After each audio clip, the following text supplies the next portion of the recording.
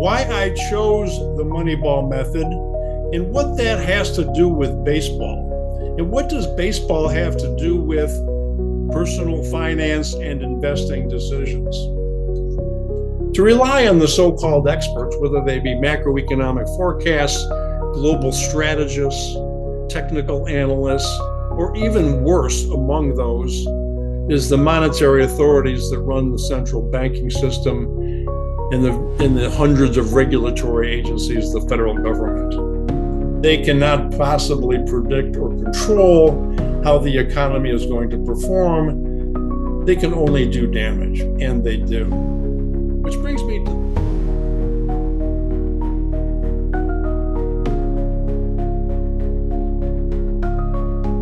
Hello, this is Mark Shupe, the author of the book, The Moneyball Method, a Middle-Class Manifesto for Objective Investing, and this is the Moneyball Podcast. Thank you for joining me today. And because we are now at the beginning of Major League Baseball's playoff championships, also known as the World Series, I thought today would be a good time to talk about the title of my book, Why I Chose the Moneyball Method, and what that has to do with baseball. And what does baseball have to do with personal finance and investing decisions? It really began in 2011, which is the year that the Moneyball movie starring Brad Pitt became a hit smash film for audiences all across America. It is the story of the 2002 Oakland A's, is chronicled in a book written by Michael Lewis titled Moneyball, The Art of Winning an Unfair Game. And that book was published in 2005. But as mentioned before, my journey with this started in 2011, and it's not because I had seen the movie, because I had not, but it's because the movie was popular, therefore the book was starting to become more popular, and I discovered the book sitting on a table in my daughter's apartment in New York City. And I thought, this looks interesting. I picked it up, I thumbed through it, I decided to read it. Bear in mind that I had begun practicing Moneyball principles with my clients in a trust department at a major bank 3 years earlier in 2008. And it was when I got to chapter 3 of Moneyball, the book, when it hit me. This is exactly what I am doing with my high net worth clients and investors in the trust department. And it was actually chapter 3 titled The Enlightenment when I had this epiphany.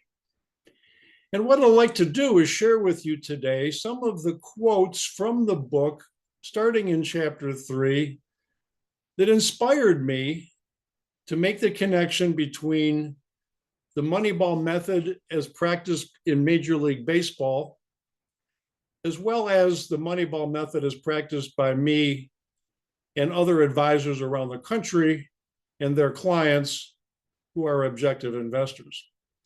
I want to start with a quote from page 54. This section of my talk is titled Statistical Analysis. If you care about it at all, you have to realize as soon as you acquire a taste for independent thought, that a great portion of the sport's traditional knowledge is ridiculous hokum. Ridiculous hokum is precisely what I had discovered to be the nature of economic forecasts, money supply economics, market predictions, socially responsible investing, antitrust legislation, and stimulus programs by the federal government.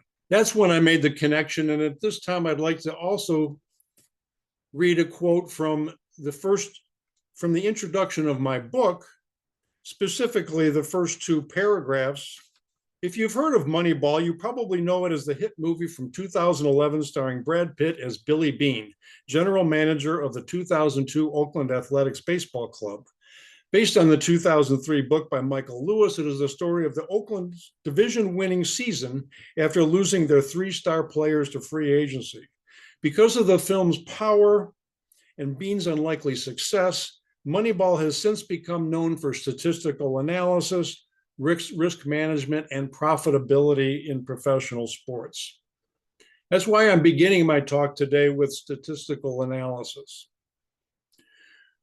Moving to the next paragraph, Beane's mandate was to build a winning team, to do it with the lowest payroll in division, fill the stands with paying customers, and make money. Ultimately, such a tall order for a small market club meant the lowest cost per win. For that, he needed to reject Major League Baseball's traditional methods, find a reliable way to judge cheap talent, and do it under ridicule from the baseball press. The second part of my talk today is titled Risk Management, which is the second aspect of the Moneyball method that Billy Beane had to perfect in order to win the division. And the third part of my talk will be profitability. His mandate was to make money. The next quote from the book I'd like to share with you, Michael Lewis's book. By analyzing baseball statistics, you can see through a lot of baseball nonsense. For instance, when baseball managers talked about scoring runs, they tended to focus on team batting average. But if you ran the analysis, you could see that the number of runs a team scored had little to do with the team's batting average. It correlated more exactly with the team's on-base percentage and slugging percentage. What does that sentence tell us? Three things. Correlation. What are the behaviors, the decisions, the skills, the talents of the players that correlate to wins?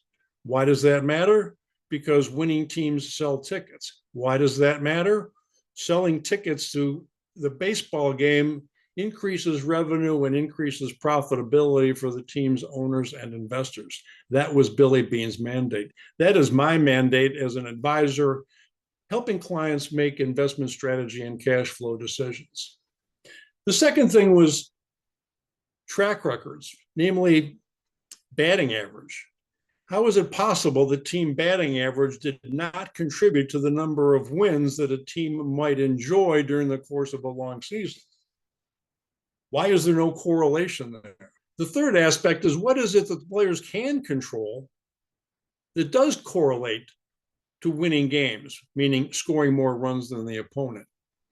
Billy Beane had to identify the metrics that the players could control that actually won games. He had to apply reason to reality. In this case, it was on-base percentage and slugging percentage. Which brings us to risk management, the second part of my conversation today. And I'm quoting from the book Moneyball by Michael Lewis. Until the third out, anything is possible. After it, nothing is. Anything that increases the offense's chances of making it out is bad. Anything that decreases it is good. And what is on-base percentage? Simply yet exactly put, it is the probability that the batter will not make an out. That is the essential. What is the batter's job? Don't get out. As the quote said, until the third out, anything is possible. Which brings you to the pitcher's goal, to make an out. What can the batter control? Whether or not to swing at the pitch. What is not measured in batting average statistics? Whether the batter chooses not to swing at the pitch. Why slugging percentage? Batters that have a track record or a tendency or a skill, good choices in the batter's box for hitting baseballs that are in the strike zone for multiple base hits or home runs, give the offense an advantage. They force the pitcher to throw more bad pitches. They give the batter more opportunity not to swing, earn a walk, get on base. So what does that tell us about individual investing? It means avoid underperformance risk. Underperformance is a risk that is rarely talked about, one that we can easily eliminate with passive index investing. The other is to avoid pointless risk. Don't swing at bad pitches. Which brings me to the next quote from Michael Lewis's book. A lot of the offensive tactics that made baseball managers famous the bunt, the steal, the hit and run could be proven to have been, in most situations, either pointless or self-defeating. What is it about personal investing that is pointless or self-defeating? Trying to outperform the market, otherwise known as adding alpha, beating the market. Whenever a manager tries to outperform, such as with stealing bases, bunts, or the hit and run play, they're also exposing their investors and my clients to underperformance risk, which can easily be avoided. It also leads to sector bets by money managers. What industries do they feel will benefit the most from the current state of the business cycle? It also leads to socially responsible investing, which really is not correlated whatsoever to winning the one life you have.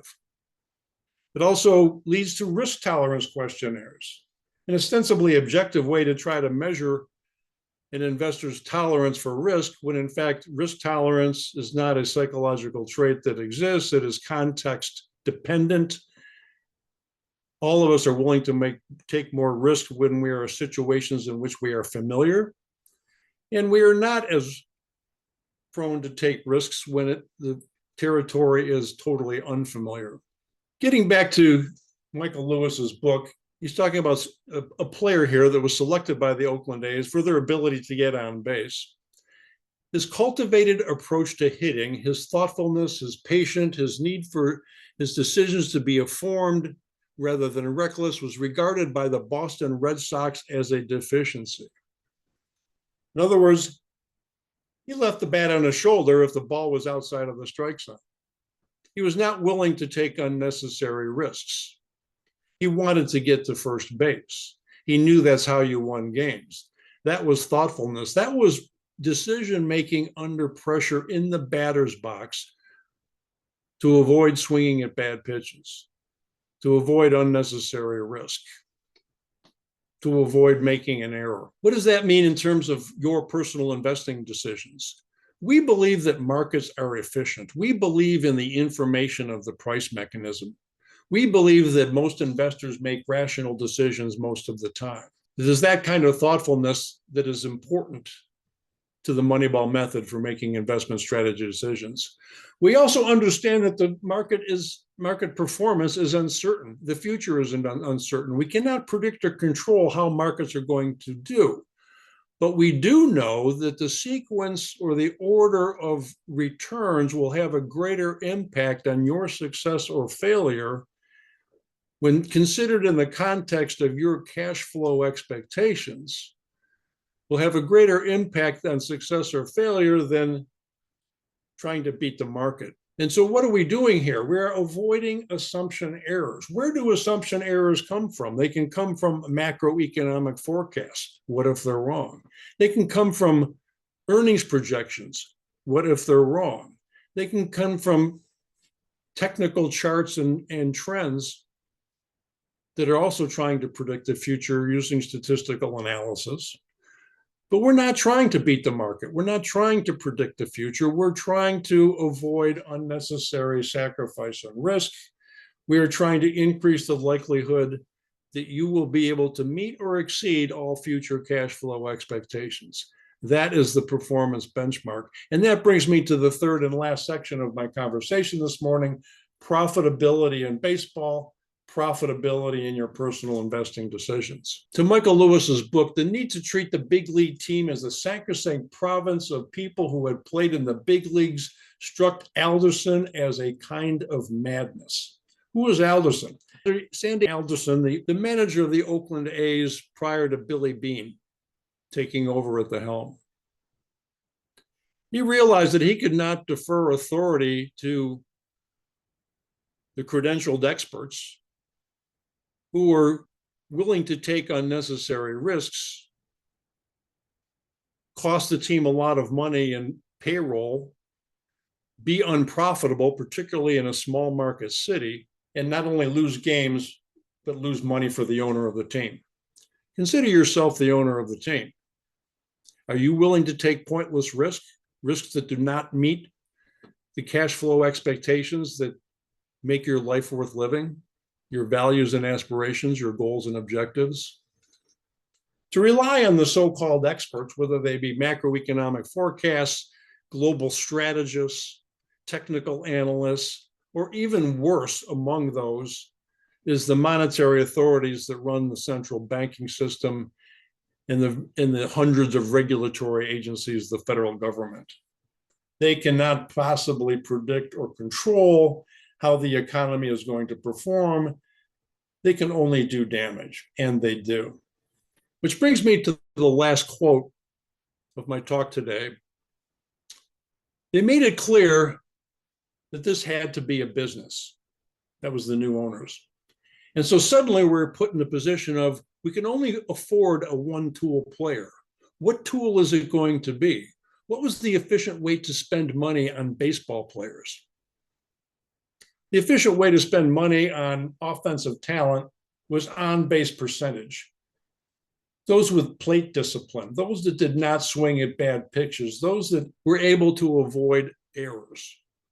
What is the one tool player that we are looking for when we decide to implement your strategy as an objective investor? It is correlation. We only hire managers that perform exactly the way that we modeled in the random simulations using sequence of return analysis, probability analysis, statistics, if you will, to identify the strategy that will meet or exceed your cash flow expectations while avoiding lifestyle sacrifice and pointless risk. What have we done? We have changed the performance benchmark from some index that looks backwards into the past to the life of you as the investor. That is the new performance benchmark. For Billy Beane, it was winning the division over the course of a long season. For us, it is winning your life with the cash flow and investment strategy decision that gives you confidence. That is why this book is titled The Moneyball Method. It has to do with statistical analysis, identifying the behaviors that we can control, and measuring success. Thank you for joining me today, and I hope to see you next week.